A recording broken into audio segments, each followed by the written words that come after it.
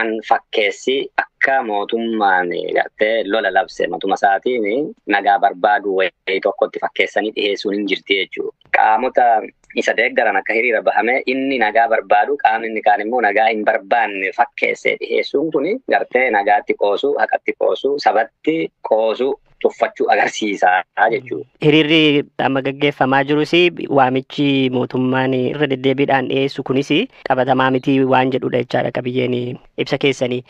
Qaamni nagaa barbaadu laale silaattuu waan inni godhu gaaffii sabni qabu gaaffii siyaasaa jiru.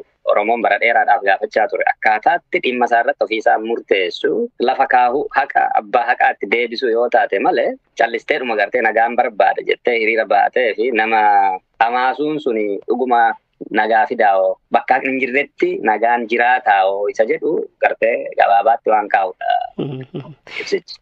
Kominikeeshiniin mootummaa naannoo Oromiyaa ibsa har'a baaseen irra deebisee mootummaan marii nagaa gochuudhaa fi fageenya kamiyyuu akka imalu ibsee jira.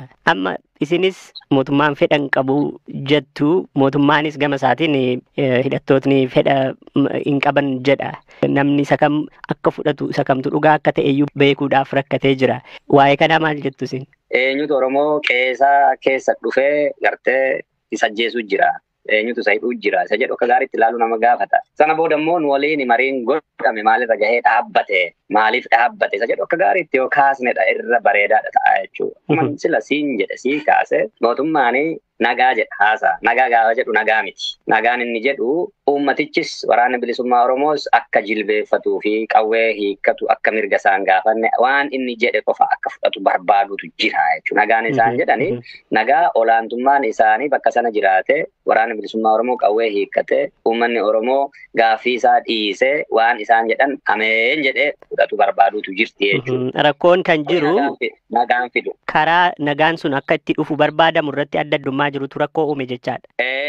Akkatti gartee nagaan dhufu haqa saba kanaaf kennuutu barbaachisa. Sababa qawween kaateef sana ilaalanii furmaatatti gochuutu barbaachisa. Uummanni kun akka dhimma isaa irratti hiree isaa murteeffatu sirna tolchuufiitu nutti jira jenna nuti. Nutu aangoo qabachuu qaba jechuutti hin jiru qabaadha. Akka nama hubadhutti mootummaan karaan itti nagaan akka bu'u barbaadu inni tokko waraanni bilisummaa Oromoo hidhannoo isaa hiikkatee karaa nagaa akka deebi'u yaada jedhuun isin immoo sun raawwachuu dura rakkoowwan bu'uuraa sirna mootummaa keessa jiru waan walgite natti hin fakkaatu gaaffiin isin dhiyeessitanii fi fedhiin mootummaa